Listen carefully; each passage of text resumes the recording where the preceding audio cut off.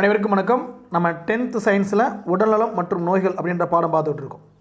உடல்நலம் மற்றும் நோய்கள் டிசீஸ் பாடம் பார்த்துட்டு இருக்கோம். அதில் ரெண்டாவது வீடியோ, முதல் வீடியோ ஏற்கனவே பார்த்துட்டோம். அதில் ரெண்டாவது வீடியோ இதய நோய்கள் பார்க்க போகிறோம். ஹார்ட் டிசீஸ், இதய நோய்கள், ஹார்ட் டிசீஸ் பற்றி பார்க்க போகிறோம். இந்த ஹார்ட் டிசீஸ் எதனால் வருது அப்படின்னு பார்த்தீங்கன்னா, நல்லா கவனிங்க. இரத்த நாளங்களில் கொலஸ்ட்ரால் படிவதால் ஏற்படுகிறது. Deposit of cholesterol in the blood vessel. அதனால தான் இந்த கரோனரி ஹார்ட் டிசீஸ் வருது. சிஹெச்டி அப்படின்வாங்க. உங்கள் ஆப்ஷனில் சிஹெச்டின்னு கொடுத்துருந்தா நீங்கள் தான் புரிஞ்சுக்கணும். இது என்னென்னா coronary heart diseases. Coronary heart disease இதய நோய்கள் தான். ஓகேவா? இது எதனால் உண்டாகுது? ரத்த நாளங்களில் கொலஸ்ட்ரால் அதிகமாக படிகிறதுனால வருது. ஸோ இது என்ன பண்ணும் பார்த்தீங்கன்னா, இதயத்துக்கு இந்த ரத்தம் போகக்கூடிய வரக்கூடிய குழாய்கள் இருக்குது பார்த்தீங்களா, அதில் இந்த கொலஸ்ட்ரால் போய் படிஞ்சிடும். அதனால் கரெக்டாக ரத்தம் போகாது. சரிங்களா? அல்லது அந்த தசை, அந்த மசில்ஸ் டேமேஜ் ஆகிடலாம். அதனாலேயும் இந்த பாதிப்பு வரலாம். இந்த மாதிரி இதய தசைகளுக்கு ரத்தத்தை வழங்குகின்ற, நல்லா கவனிங்க, இதய தசைகளுக்கு ரத்தத்தை வழங்குகின்ற பெரிய மற்றும் நடுத்தர அளவுடைய தமனிகளை சுருங்க செய்வதன் மூலம் தமனிகள் சுருங்கிருச்சுன்னா அந்த நோய்க்கு பேர் என்னென்னு பார்த்தீங்கன்னா ஆர்த்ரோஸ்க்ளிரோசிஸ். நடுத்தரவுடைய தமனிகளை சுருங்க செய்வதன் மூலம் உண்டாகும் நோய், தமனிகள் சுருக்கத்தினால் உண்டாகும் நோய் என்னென்னு கேட்டாங்கன்னா arthrosclerosis. It leads to the narrowing of blood vessels leading to arthrosclerosis in the large and medium size arteries, okay, that supply the heart muscles with oxygen. அதே மாதிரி இஸ்கிமியான்னு ஒரு நோய் இருக்குது. அது என்ன சார்? இஸ்கிமியா, நம்முடைய இதய தசைகளுக்கு குறைவான இரத்த ஓட்டம் போச்சுன்னா அந்த நோய்க்கு பேர் இஸ்கிமியா. இன்னொரு நோய் இருக்குது, நம்முடைய இதய தசை டேமேஜ் ஆகிறது, இதய தசை திசுக்களின் இறப்பு அப்படின்வாங்க. இன்னும் வேறு வகையில் இதய தசை நசிவுறல் அப்படின்வாங்க. இந்த நோய்கள் எல்லாமே இந்த ஹார்ட் டிசீஸ் நோய்கள் தான். ஒன்று ஆர்த்ரோஸ்க்ளிரோசிஸ் ஒன்று, அப்புறம் இஸ்கிமியா ஒன்று, இதய தசை நசிவுறல் நோய் ஒன்று. இஸ்கிமியா என்னது? It's lead to sudden ischemia. எதனால் வருதுன்னு பார்த்தீங்கன்னா deficient blood supply to heart muscle. அடுத்து பார்த்தீங்கன்னா இன்னொன்று என்ன பார்த்தோம்? இதய தசை நசிவுறல் அப்படின்னா மயோகார்டியால் இன்ஃப்ராக்ஷன் அப்படின்வாங்க. மயோகார்டியால் இன்ஃபார்க்ஷன் அப்படின்னா death of the heart muscle tissue. நம்முடைய இதயத்தில் இருக்கக்கூடிய இதய தசை திசுக்கள் இறந்து போவதற்கு என்ன பெயர்னு பார்த்தீங்கன்னா இதய தசை நசிவுறல். தமிழில் கண்டுபிடிச்சிடலாம். ஆங்கிலத்தில் பேர் கொடுத்துட்டாங்கன்னா மயோகார்டியால் இன்ஃபார்க்ஷன், MIOCARDIAL, மயோகார்டியால், INFARCTION, இன்ஃபாக்ஷன். ரைட்டுங்களா? ஸோ இந்த 3 நோயும் நல்லா பார்த்து வச்சுங்க. இதிலேருந்து கேள்வி கேட்க வாய்ப்பு இருக்குது. இது வராமல் இருக்கணும்னா என்ன மாதிரி உணவுகளை எடுத்துக்கணும்? அதிக அளவு நிறைவுறாத பல்கொழுப்பு அமிலங்கள் எடுத்துக்கணும். அதிக அளவு நிறைவுறாத பல்கொழுப்பு அமிலங்கள் என்ன சொல்லுவாங்கன்னா PUFA அப்படின்வாங்க. இது என்ன சொல்லுவாங்க? PUFAA. இதில் ஃபுல் ஃபார்ம் தெரிஞ்சு வச்சுக்கோங்க, poly unsaturated fatty acid. So அந்த உணவுகளையும் பழங்கள், காய்கறிகள், புரோட்டீன்ஸ், மினரல்ஸ், விட்டமின்ஸ், ஸோ இந்த மாதிரி எடுத்துக்கிட்டோம்னா இந்த மாதிரி நோய்கள் வருவது வாய்ப்புகள் கம்மியாயிடும். சரிங்களா? அடுத்து நம்முடைய இந்தியர்களுடைய ரத்தத்தில் இருக்க வேண்டிய கொலஸ்ட்ரால் லெவல் எவ்வளோ இருக்குன்னு பாருங்கள். So 200 milligram per decilitre. சரிங்களா? இந்த ரத்தத்தில் இந்த கொழுப்பின் அளவு 200லிருந்து 300 கிராமாக அதிகரிக்கிறப்ப தான் இதய நோய்க்கான ஆபத்தும் அதிகரிக்கிறது. இப்போ 200 மில்லிகிராம் பர் டெசிலிட்டர் இருந்துச்சுன்னா நோ ப்ராப்ளம். நம்முடைய எடுத்து பார்க்குறப்ப, பிளட் டெஸ்ட் எடுத்து பார்க்குறப்பயே இந்த கொலஸ்ட்ரால் லெவலும் செக் பண்ணி பார்க்கலாம். கொலஸ்ட்ரால் லெவல் உங்களுக்கு 200 மில்லிகிராம் பர் டெசிலிட்டர் இருந்துச்சுன்னா நோ ப்ராப்ளம். நீங்கள் கரெக்டான இதயத்தை தான் வச்சுருப்பீங்க, உங்களுக்கு இதய நோய் வராதுன்னு அர்த்தம். இல்லை ஒரு 297, 98 போயிடுச்சுன்னா நம்ம டிக்கெட் வாங்க போகிறோன்னு அர்த்தம். சரிங்களா? ஓகே, கவனமாக இருக்கணும். ஸோ இது எதனால் வருது? இதனுடைய ஃபேக்டர்ஸ் என்னென்னு பார்த்தீங்கன்னா ஹைப்பர் கொலஸ்ட்ரோலோமியா. ஸோ கொலஸ்ட்ரால் வந்துருச்சு, அதிக இரத்த கொழுப்பு அதிகரிச்சிருச்சுன்னா. இன்னொன்று பிளட் ப்ரெஷர் கூடிருச்சுன்னா, ஹைப்பர் டென்ஷன். இதுக்கு வந்து நம்ம சிகிச்சை எடுக்கலாட்டி என்ன ஆகும் பாருங்கள். ஒன்று பிரெயின் அல்லது கிட்னி ரொம்பவுமே அஃபெக்ட் ஆகி எதை உருவாக்கலாம்? இறப்பை ஏற்படுத்தலாம் அல்ல, இறப்பை ஏற்படுத்தும். சரிங்களா? ஸோ இவங்களுக்கு இருக்கக்கூடிய சிம்டம்ஸ் என்னென்னு பாருங்கள். ஏன்னா இது கொஞ்சம் முக்கியம் பார்க்கணும். சிம்டம்ஸ், இந்த மாதிரி சிம்டம்ஸ் நம்ம நண்பர்கள் யார் கூட இருந்தால் கூட செக் பண்ணி பார்த்துருங்க. ஒன்று மூச்சு திணறல், இன்னொன்று தலைவலி, சோர்வு, தலை சுற்றல், நெஞ்சு வலி, கால் வீக்கம், இன்னொன்று இறப்பை குடல் தொந்தரவுகள். ஸோ இதெல்லாம் இருந்துச்சுன்னா சிஹெச்டியோடைய சிம்டம்ஸ் தான். Shortness of breath, headache, tiredness, dizziness, chest pain, swelling of leg and gastrointestinal disturbances. இதெல்லாம் இருந்துச்சுன்னா it is the symptoms of CHD.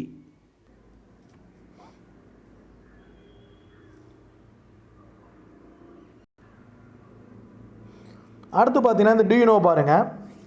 நல்ல கொலஸ்ட்ரால் கெட்ட கொலஸ்ட்ரால் கேள்விப்பட்டிருப்பீங்க. டாக்டர் சொல்லுவார் நல்ல கொலஸ்ட்ராலும் கெட்ட கொலஸ்ட்ரால் 2 இருக்குங்க, அதில் நல்ல கொலஸ்ட்ரால் இருக்கிறது நல்லது அப்படின்வாங்க. நல்ல கொலஸ்ட்ரால் அப்படின்றது என்னென்னு பார்த்தீங்கன்னா இந்த ஹெச்டிஎல் அப்படின்றது higher density lipoprotein HDL. எல்டிஎல்ன்றது லோ டென்சிட்டி லிப்போ புரோட்டீன், அதான் அதுக்கு பேர் தான் பார்த்தீங்கன்னா LDL, அது HDL. இந்த 2 லிப்போ புரோட்டீன் இருக்குது. இதில் HDL இருந்தால் நல்லது.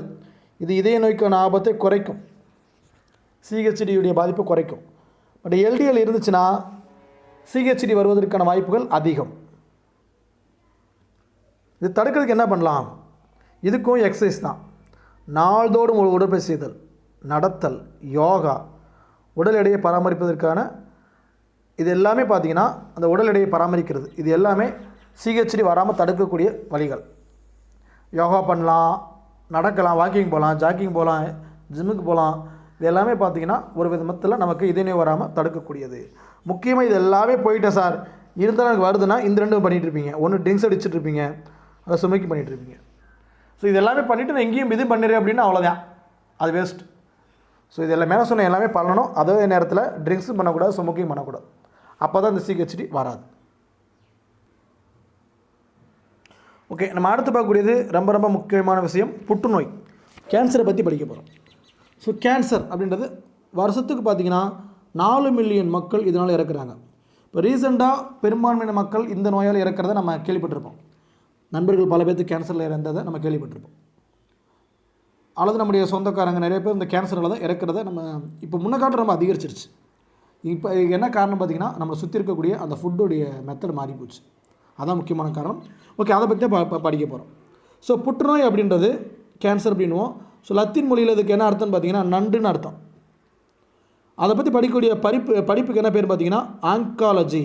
ஸோ ஆங்கோ அப்படின்றது கட்டி, அந்த புற்றுநோய்ன்றது ஒரு விதமான கட்டியாக தான் பார்க்குறாங்க. ஸோ அந்த கட்டியை பற்றி படிக்கக்கூடிய அறிவியல் பிரிவு ஆதலால் ஆங்காலஜி அப்படின்றாங்க. கேன்சராலஜி கிடையாது, ஆங்காலஜி. புரியுதுங்களா? இது என்ன மொழி வார்த்தை? லத்தீன் மொழி வார்த்தை. அதுக்கு அர்த்தம் நண்டு. So cancer causes about 4 million deaths annually throughout the world. Cancer is derived from Latin word, its meaning crab, CRAB. The study of cancer is called oncology. Oncos mean tumor. Tumor, brain tumorலாம் கேள்விப்பட்டிருப்போம், மூளைக்கட்டி. So புற்றுநோய் என்பது ஒரு வியாதி கிடையாது. நம்ம செல் பிரிதல், cell division பார்த்தோம் பார்த்தீங்களா, cell division அது கொஞ்சம் எக்ஸஸ் ஆகிடுச்சுன்னா, நார்மலாக இருக்கிற ரேஞ்சை காட்டிலும் எக்ஸஸ் ஆகிடுச்சுன்னா அதுக்கு பேர் தான் கேன்சர். கட்டுப்பாடற்ற அபரிதமான செல் பிரிதலே புற்றுநோய் என அழைக்கப்படுகிறது. புற்றுநோய் என்பது வியாதி கிடையாது, அதிகப்படியான வளர்ச்சி. சரிங்களா?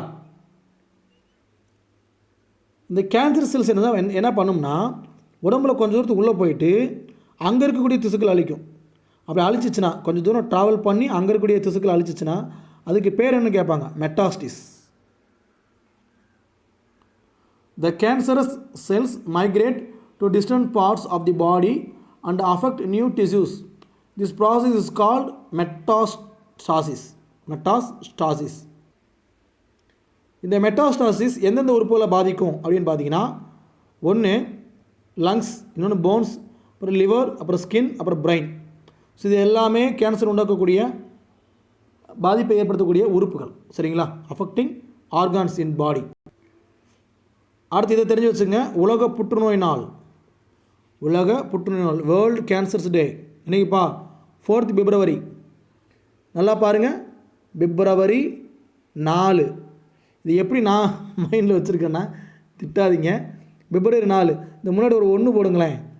பிப்ரவரி 14 காதலர் தினமாயிரும். சரிங்களா? அப்போ அதை 1 எடுத்துருங்க, உலக புற்றுநோய் தினமாக மாறிடும். ஸோ அந்த மாதிரி மைண்டில் வச்சுக்கோங்க. அடுத்து தேசிய புற்றுநோய் விழிப்புணர்வு நாள். தேசிய புற்றுநோய் விழிப்புணர்வு நாள் அப்படின்றது பார்த்தீங்கன்னா November 7. ரெண்டுக்கு டிஃப்ரென்ஸ் பார்த்துங்க. அது வேர்ல்டு உலக லெவலில், இது நேஷனல் லெவலில். National cancers awareness day 7th November. அடுத்து பார்க்கக்கூடியது ரொம்ப ரொம்ப முக்கியமான விஷயம், டைப்ஸ் ஆஃப் கேன்சர், புற்றுநோயின் வகைகள். அதில் இப்போ முதல் என்னென்னு பார்த்தீங்கன்னா கார்சினோமோ, இன்னொன்று சார்கோமோ, இன்னொன்று லுக்கேமியா. ஒவ்வொன்றும் என்னென்னு பார்ப்போம். ஒவ்வொன்றுமே ரொம்ப ரொம்ப முக்கியம். ஒரு லைனை கூட மிஸ் பண்ணிடக்கூடாது இதில். ஃபஸ்ட்டு பார்க்கக்கூடிய கார்சினோமோ.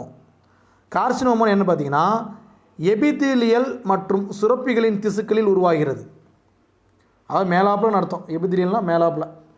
இவ்வகை புற்றுநோய் தோல், நுரையீரல், வயிறு, மூளை இந்த 4 ஏற்படலாம். ஸ்கின்னு, லங்ஸு, அப்டமினு, இன்னொன்று பிரெயின். இதில் வரக்கூடிய இந்த வகைகள் கார்சினோமாவாக இருக்கலாம். உலகத்தில் உண்டாகக்கூடிய கேன்சர்ஸில் 85% கேன்சர்ஸ் இந்த கார்சினோமா வகை தான். சரிங்களா? ஸோ கார்சினோமோ மைண்டில் வச்சுங்க. Carcinoma. So carcinomas arises from epithelial and glandular tissues. Okay, about 85% of the tumors are carcinomas. Second one sarcoma, இணைப்பு மற்றும் தசை திசுக்களில் உருவாகக்கூடியது. நோட் பண்ணிங்க, இணைப்பு மற்றும் தசை திசுக்களில் உருவாகும் கேன்சர் வகைன்னு கேட்டானா sarcoma. Sarcomas are occurred in connective and muscular tissues.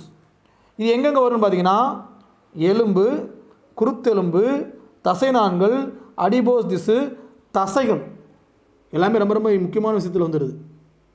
They include the cancers of bones, cartilage, tendons, adipose tissue and muscles. இந்த உலகத்தில் வரக்கூடிய கேன்சர் வகையில் இது 1% தான். ரொம்ப ரொம்ப கம்மி தான். இந்த பாதிப்பு கம்மி தான். கார்சினோமோ கம்பேர் பண்ணுறப்ப சார்கோமாஸ் ரொம்ப ரொம்ப கம்மி. ஏன்னா அது 85%, இது 1% தான். சரிங்களா? அடுத்து இருக்கக்கூடியது லுக்கேமியா. மூணாவது என்னது லுக்கேமியா. இதை பார்த்துட்டு அப்புறம் டேபிளை பார்ப்போம். ஒரு மேலே டேபிள் தாண்டி வந்துருங்க, நம்ம அடுத்து பார்ப்போம். லுக்கேமியா. லுக்கேமியான்றது பார்த்திங்கன்னா எலும்பு மஜ்ஜை மற்றும் நிணநீர் முடிச்சுகளில் இரத்த வெள்ளை அணுக்களின் எண்ணிக்கை அதிகரிப்பது இதன் பண்பாகும். இதாங்க பிரச்சனை. இரத்த வெள்ளை அணு என்னன்னு பார்த்தீங்கன்னா நம்ம உடம்புக்கு நோய் எதிர்ப்பு சக்தி கொடுப்பது. அது ஒரு அளவாக தான் இருக்கணுமா. அந்த நோய் எதிர்ப்பு சக்தியே அதிகமாகிருச்சுன்னா அதுக்கு பேர் தான் லுக்கேமியா. எவ்வளோ கொடுமையான விஷயம் பாருங்கள்.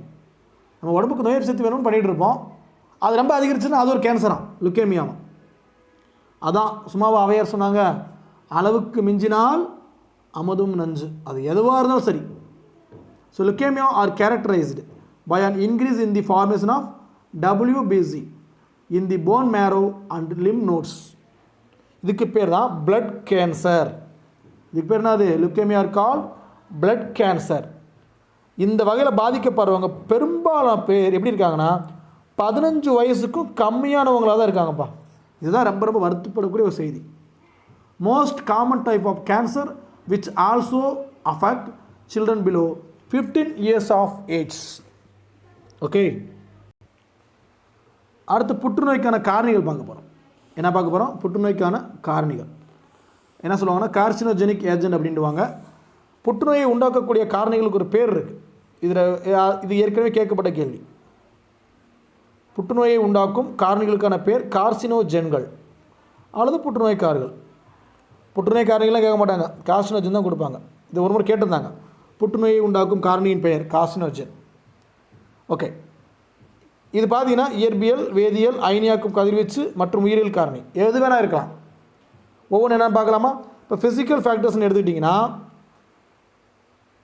அதிகளவு புகைப்பிடித்தனால், அதாவது ரொம்ப ஸ்மோக் பண்ணுறாங்கன்னா அவங்களுக்கு லங்ஸ் பாதிப்படைஞ்சிரும், வாய்க்குழி பாதிப்படைஞ்சிரும், த்ரோட்டு பாதிப்படைஞ்சிரும், குரல் வலை புற்றுநோய் இதெல்லாமே உண்டாயிரும். நுரையீரல் புற்றுநோய், வாய்க்குழி புற்றுநோய், தொண்டை புற்றுநோய், குரல் வலை புற்றுநோய் இது எல்லாமே இந்த இயற்பியல் காரணிகளால் வரக்கூடியது தான். வெத்தலை போடுறதும் கேன்சர் உண்டாக்கும். எப்போயோ ஒரு முறை போட்டால் பரவாயில்ல, எப்பயுமே மென்னுட்டே இருக்கிற ஆட்கள் இருக்காங்க. அப்புறம் புகையிலை மெல்லுதல் வாய்ப்புற்று நோய் உண்டாக்கும். வெத்தலையும் புகையிலை மெல்லுதல் வாய்ப்புற்று நோய் உண்டாக்கும். அதே மாதிரி தோலின் மேலே அதிக சூரிய ஒளினால் சூரிய ஒளி அதிகமாகப்பட்ட என்ன உண்டாயிருமா, ஸ்கின் கேன்சர் வந்துடுமா. சூரிய ஒளி வைட்டமின் டி அப்படின்றோம், அதுவே இந்த யூவி ரேஸ்லாம் வந்து நம்ம மேலே பட்டுச்சுன்னா நமக்கு என்ன உண்டாயிருமா, ஸ்கின் கேன்சர் வந்துடுமா. இது எல்லாமே ஃபிசிக்கல் இரிட்டன்ஸ். இதுக்கு எல்லாமே என்னது, ஃபிசிக்கல் இரிட்டன்ஸ். இது என்னென்ன பாதிக்குதுன்னா, heavy smoking causes lung cancer and cancers of oral cavity, pharynx and larynx, pedal and tobacco chewing cause oral cancer. Excessive exposure to sunlight may cause skin cancer.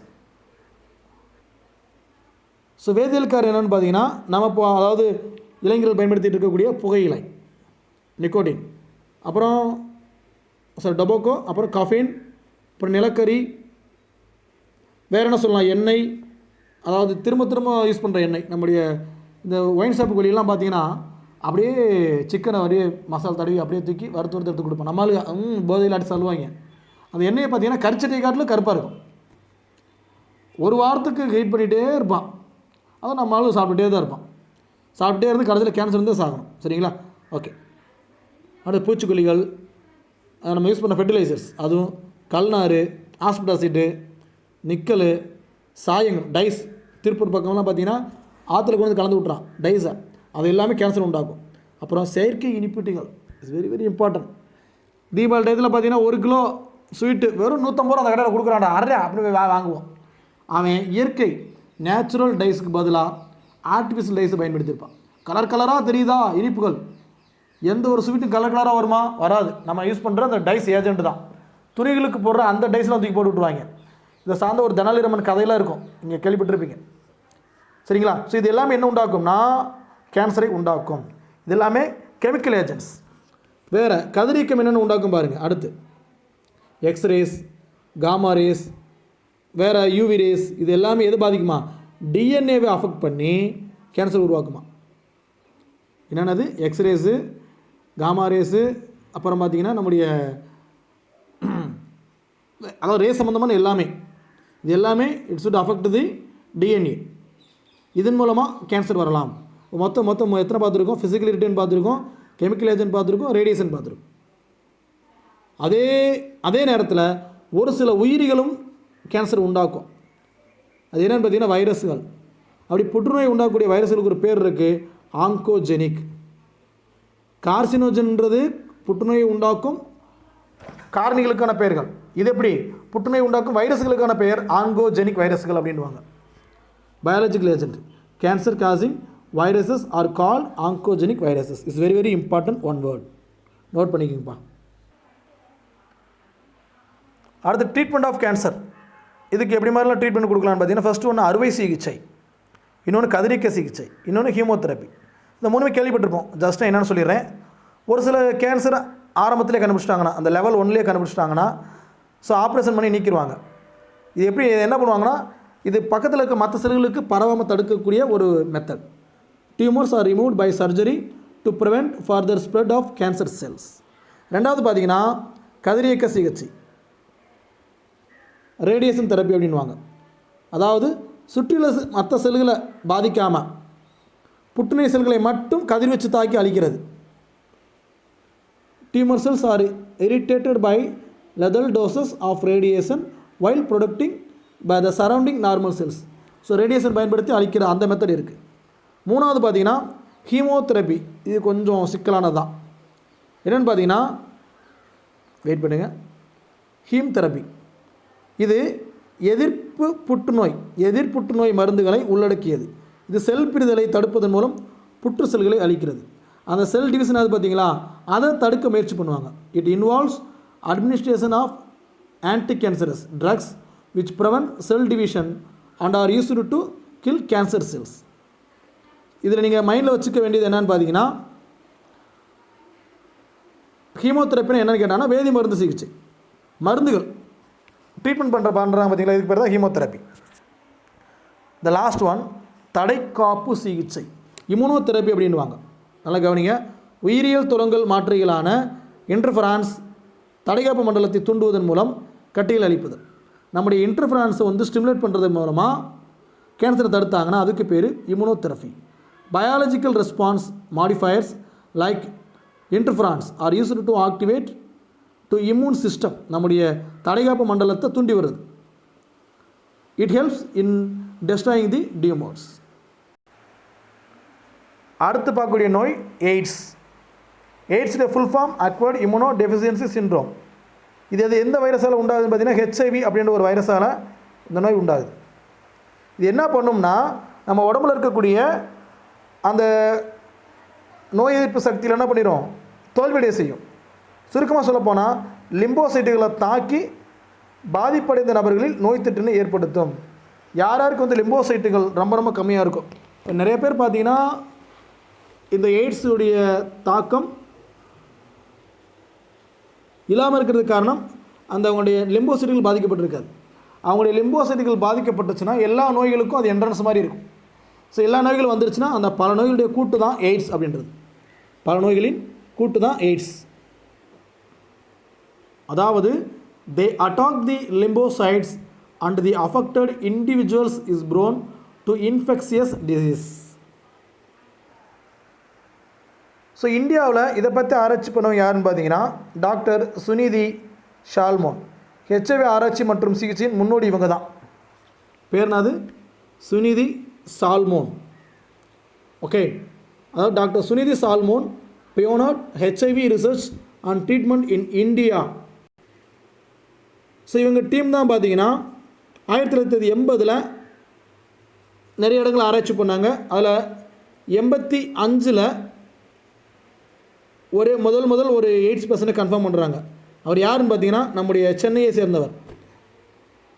எந்த ஏரியாவை சேர்ந்தவர்? சென்னையை சேர்ந்தவர். Her team was the first to document evidence of HIV infection in India in 1985. First Indian AIDS patient in Chennai. இந்த virus AIDS பேஷண்ட்டுக்கு எங்கெல்லாம் இருக்குன்னு பாருங்கள். யூரினில் இருக்குமா, கண்ணீரில் இருக்குமா, உமிழ்நீரில் இருக்குமா, தாய்ப்பாலில் இருக்குமா, கலவி கால்வாயில் இருக்குமா? எங்கே இருக்குமா? கலவி கால்வாய். ஸோ இந்த மாதிரி உறுப்புகள் எல்லாமே இருக்கும். பட் பரவாது. எப்படி பிளட் டிரான்ஸ்மிஷன் நடந்தால் தான் ஒருத்தர்கிட்ட வந்து இன்னொரு மூலம் பிளட்டு இதானால் மட்டும் பரவுமே தவிர வேறு எந்த வகையிலும் பரவாது. சரிங்களா? AIDS virus has been found in urine, tears, saliva, breast milk and vaginal secretion. But the virus is transmitted by an infected patients who comes in contact with blood of healthy person. Okay. அடுத்து HIV பரவ முறைகள் கொடுத்துருக்காங்க. இது எல்லாருக்கும் ஊரில் தெரிஞ்சது தான். நீங்கள் ரீட் பண்ணி பார்த்தாலும் உங்களுக்கு புரியும். சரிங்களா? அதில் அவ்வளோ இம்பார்ட்டன்ட் ஒன் வேர்டு இல்லை. அடுத்த ஒன் வேர்டு எங்கே இருக்குன்னா கண்டறிதல் இருக்குது. எங்கே இருக்குன்னா கண்டறிதல். எய்ட்ஸ் பேஷண்ட் இருக்கணுங்களா எப்படி வந்து நம்ம ஃபைண்ட் அவுட் பண்ணுறது? இதில் 2 விதமான டெஸ்ட் இருக்குது. ஒன்று எலைசா, என்சைம் லிங்க்டு இம்யூனோ சார்பண்ட் அசாய் அப்படின்வாங்க. இந்த டெஸ்ட் மூலமாகவோ அப்புறம் வெஸ்டர்ன் பிளாட் இந்த டெஸ்ட், இந்த 2 டெஸ்ட் மூலமாக ஹெச்ஐவி இருக்குதான்றதை கன்ஃபார்ம் பண்ண முடியும்.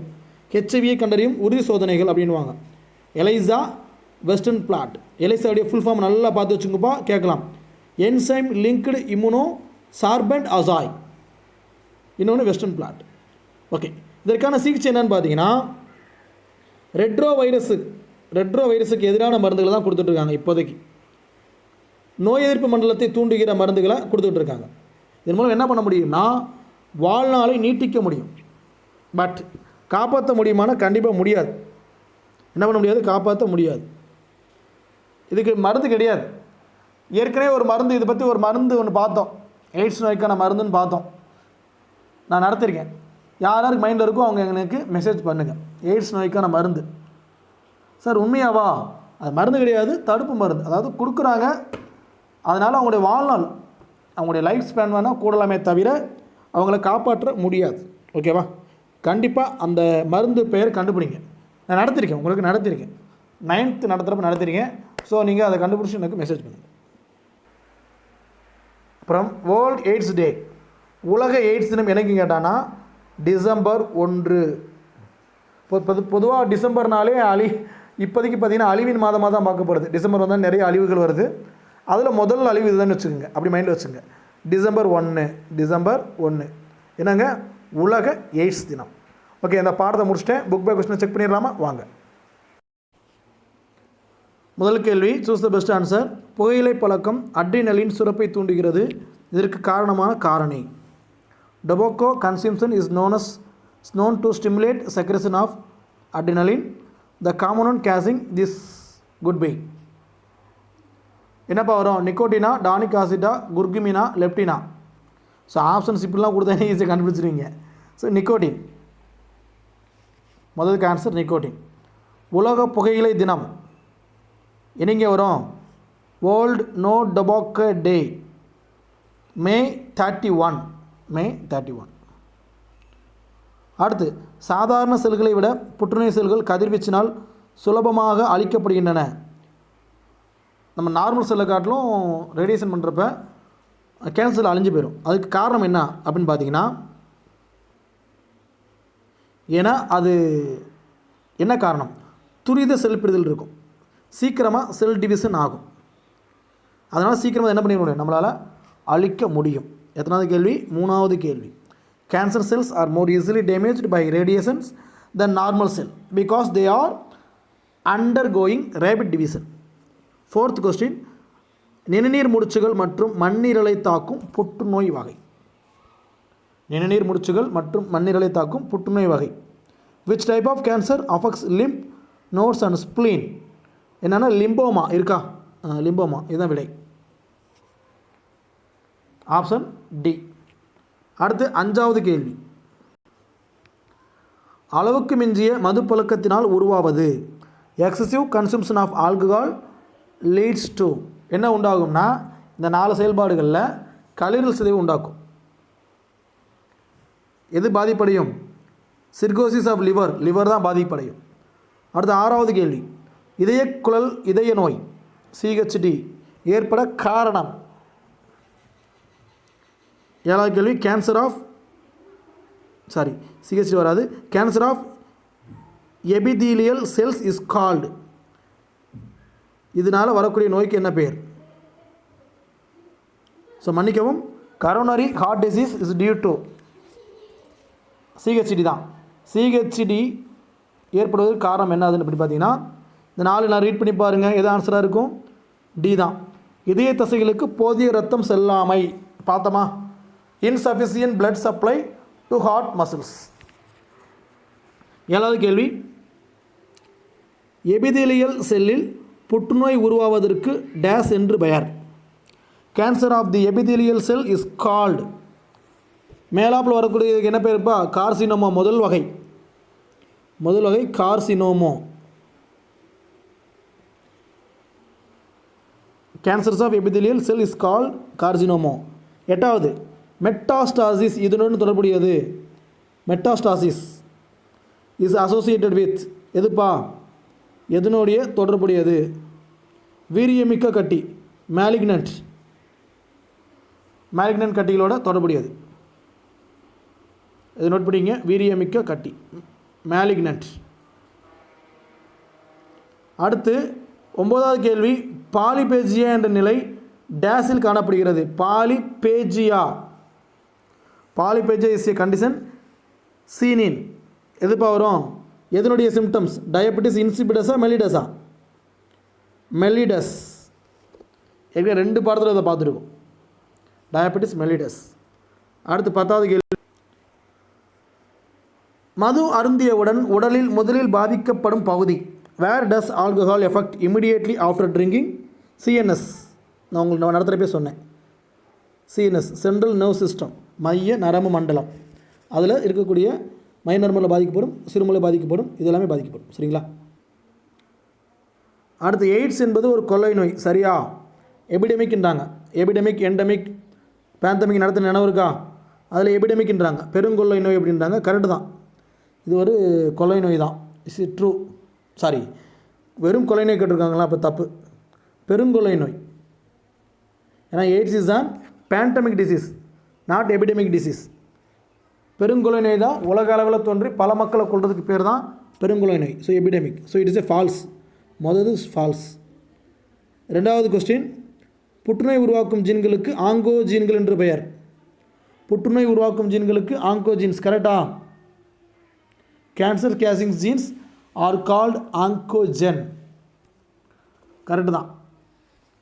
மூணாவது இது உடல் பருமனின் பண்பு கட்டிகள் உருவாக்கம் ஆகும். தவறு. புற்றுநோயுடைய பண்பு தான் கட்டிகள் உருவாக்கும். ஒபிசிட்டி டியூமர் ஃபார்மேஷன் கிடையாது, கேன்சர் தான் டியூமர் ஃபார்மேஷன். இப்போ தேர்ட் ஸ்டேட்மெண்ட் ராங்கு. ஃபோர்த், வெள்ளை அணுக்கள் மற்றும் இரத்த சிவப்பு அணுக்களின் எண்ணிக்கையில் அதிகரிப்பது லுக்கேமியா. அதாவது இரத்த வெள்ளைன்னு ஓகே, சிவப்புலாம் அதிகரிக்கிறது லுக்கேமியா கிடையாது, சரிங்களா? பட் இந்த இடத்துல வெள்ளை அணுக்கள் மட்டும் இருந்தால் ரைட்டாக இருந்திருக்கும். ஸோ இது தப்பு தான். ஒன்லி இரத்த வெள்ளை அணுக்கள் மட்டும் அதிகரிக்கிறதுக்கு பேர் தான் leukaemia. So fourth is wrong. கரெக்டானது என்னது? In leukaemia only WBC increase in number. அடுத்த அஞ்சாவது கொஸ்டின், நோயின் காரணங்கள் பற்றி அறிய உதவும் அறிவியல் பிரிவு ஏட்டியாலஜி. கரெக்டா? ஏட்டியாலஜி அஞ்சாவது கேள்வி. நோயின் காரணங்களை பற்றி அறிய உதவும் அறிவியல் பிரிவு ஏட்டியாலஜி. கரெக்டு தான். So correct. ஏழாவது கொஸ்டின் நோட் பண்ணிக்கங்க. Study of cause of disease is called aetiology. அடுத்த ஆறாவது கேள்வி, நோயாளிகளின் ஆடைகளை பயன்படுத்துவதனால் எய்ட்ஸ் நோய் பரவாது. கண்டிப்பாக பரவாது. ஸோ இதுவும் கரெக்ட் ஸ்டேட்மெண்ட் தான். இதுவும் கரெக்டு தான், இதுவும் கரெக்டு தான். AIDS is not transmitted by contact with patient's clothes. No. Seventh question, இன்சுலின் பற்றாக்குறையினால் டயாபெட்டிஸ் மெலிடஸ் வகை 2 உருவாகிறது. கரெக்டா? என்ன சொல்லியிருக்காங்கன்னா type 2 diabetes mellitus result due to insulin deficiency. தப்பு. ஸோ சரியான பதில் என்னன்னு பார்த்தீங்கன்னா type 1 diabetes mellitus results due to insulin deficiency. வகை 2 இல்லை, வகை 1. எட்டாவது கேள்வி, கார்சினோஜன் என்பவை புற்றுநோயை உருவாக்கும் காரணிகள். கரெக்டு தான். Carcinogen is the carcinogens are cancer causing agent. True. 9வது கேள்வி, நிக்கோட்டின் என்பது மயக்கமூட்டி வகை மருந்து. தவறு. மயக்கமூட்டி மருந்தெல்லாம் கிடையாது. அது நிக்கோட்டின் என்பது புகையிலையில் காணப்படும் ஒரு வகை போதைப்பொருள், ஆல்கலாய்டு. ஸோ இது தவறு, போதைப்பொருள்.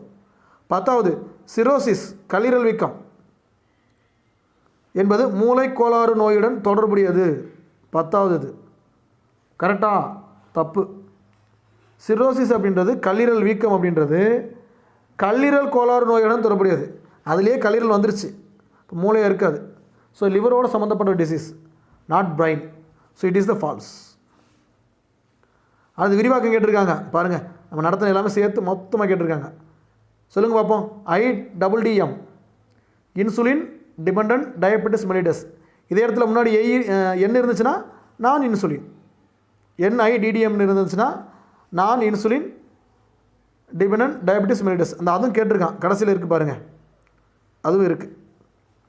HIV human immuno deficiency virus. BMI body mass index. AIDS acquired immuno deficiency syndrome. CHD coronary heart disease. Okay, இதெல்லாம் ஈஸி தான். அடுத்து பொறுத்துக. இந்த பொறுத்துக உங்களுக்கு அப்படியே ஆப்ஷன்ஸ் மாற்றாமல் கேட்க வாய்ப்பு இருக்குது. நல்லா பாருங்கள். சார்கோமா, கார்சினோமா, பாலிடிப்சியா, பாலிபேஜியா, இதய தசை நசிவுறல் நோய். சார்கோமோ அப்படின்றது என்னது? சார்கோமோ இது வந்து ஒரு புற்றுநோயுடைய வகை தான். புற்றுநோய் பார்த்தீங்கன்னா 2 புற்றுநோய் வந்துடுது. ஒன்று வயிற்று புற்றுநோய் ஒன்று இருக்குது, இணைப்பு திசு புற்றுநோய் ஒன்று இருக்குது. இதில் எது வரும்? சார்கோமோன்றது நம்ம பார்த்து 2வது வகையை பார்த்தா அதுதான் இணைப்பு திசு, கனெக்டிவ் திசு கேன்சர். ஸோ கார்சினோமா அப்படின்றது ஸ்டொமக் கேன்சர், வயிற்று புற்றுநோய், அதாவது எபிதீலியல் மேல்புறத்தில் வரக்கூடிய டிசீஸ். ஓகே. பாலிடிப்சியா அப்படின்றது என்னப்பா? பாலிடிப்சியா, டிப்னு வந்துட்டால் என்னது? Excessive thirst. ஸோ தாகம், அதிகப்படியான தாகம். பாலிபேஜியா அப்படின்னா அதிகப்படியான பசி, எக்ஸசிவ் ஹங்கர். கடைசியாக பார்க்கக்கூடிய இதய தசை நசிவுறல் நோய் அப்படின்றது அதுக்கு ரத்த ஓட்டம் போலாட்டி இதய தசை நசிவுறல் நோய். இது என்ன சொல்லுவாங்க ஆங்கிலத்தில்? Myocardial infarction. Lack of blood flow to heart muscle. ஓகேவா? ஓகே, இதை பார்த்துட்டோம். அடுத்து fill in the blanks. இந்த படத்தில் பின்னாடி வருது fill in the blanks. முடிக்க போகிறோம், கவனிங்க. டேஸ் அதிகப்படியாக பயன்படுத்துவதனால் கல்லீரலில் சிரோசிஸ் நோய் ஏற்படுகிறது. எதுப்பா? Drinks alcohol. Cirrhosis is caused on liver due to excessive use of alcohol. அடுத்து புகையிலையிலிருந்து பிரித்தெடுக்கப்படும் அதிக நச்சுள்ள வேதிப்பொருள் நிக்கோட்டின். சரிங்களா? A highly poisonous chemical derived from tobacco is nicotine. மூணாவது கேள்வி, இரத்த புற்றுநோய்க்கு டேஸ் என்று பெயர்? லுக்கேமியா என்று பெயர். So blood cancer is called as leukemia. நாலாவது கேள்வி, சில வகையான மருந்துகளை தொடர்ந்து பயன்படுத்துவதனால் உண்டாகும் அதன் குறைவான பதில் விளைவு டேஸ் எனப்படும். என்னப்பா? மருந்து எதிர்ப்பு அப்படின்வாங்க, ட்ரக் டாலரன்ஸ். நாலாவது கேள்வி, சில வகையான மருந்துகளை தொடர்ந்து பயன்படுத்துவதனால் உண்டாகும், அது பார்த்துட்டோம். அஞ்சாவது கேள்வி, இன்சுலின் ஏற்றுக்கொள்ளாமை என்பது டேஸ் நீரிழிவு நோய் நிலை. இன்சுலினை ஏற்றுக்கொள்ளாது, எடுத்துக்காது. இதுதான் type 2. Insulin resistance is a condition in type 2 diabetes mellitus. வகை 2 தான். ஓகேங்களா? ரைட். அடுத்து கவனிங்க, ஒப்புமை வகை வினாக்கள். முதல் சொல்லை அடையாளம் கண்டு அதனோடு தொடர்புடைய சொல்லை 4வது கோடிட்டு இடத்தில் எழுதுக. ஸோ இதெல்லாம் பார்த்து வச்சுங்க. இந்த பொருந்தாதது இந்த மாதிரி விஷயத்துலேருந்து கேட்கலாம். முதது, தொற்று நோய் எய்ட்ஸ் அப்படின்னா தொற்றா நோய் எது? என்ன வேணாமல் எழுதிக்கலாம். தொற்றா நோய்க்கு ஏதாச்சும் ஒரு உதாரணம் எழுதிக்கலாம். நம்ம இந்த பாடத்தில் வரதை ஒன்று எடுத்துக்குவோம். சிஹெச்டி எடுத்துக்கலாமா? Coronary heart disease. என்ன சொல்லுவாங்க? இதய நோய். ரைட். அடுத்து ஹீமோதெரப்பி அப்படின்றது வேதிப்பொருள். அது வேதிப்பொருளால் கொடுக்கப்படுகிற புற்றுநோய் சிகிச்சை ஹீமோதெரப்பி. அப்போ கதிர்வீச்சாக கொடுத்தோம்னா கதிரியக்க சிகிச்சை. என்ன சிகிச்சை? கதிரியக்க சிகிச்சை, ரேடியேஷன்.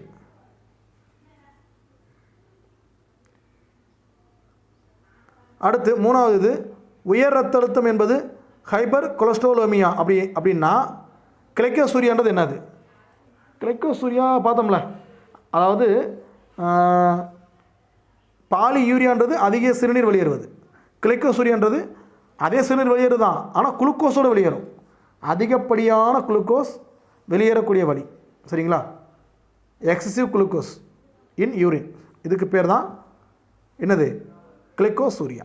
சரிங்களா? ஓகே, ஓரளவு எல்லாத்தையும் பார்த்துட்டோம். நல்லா படிங்க. ஓகே, வாழ்த்துக்கள்.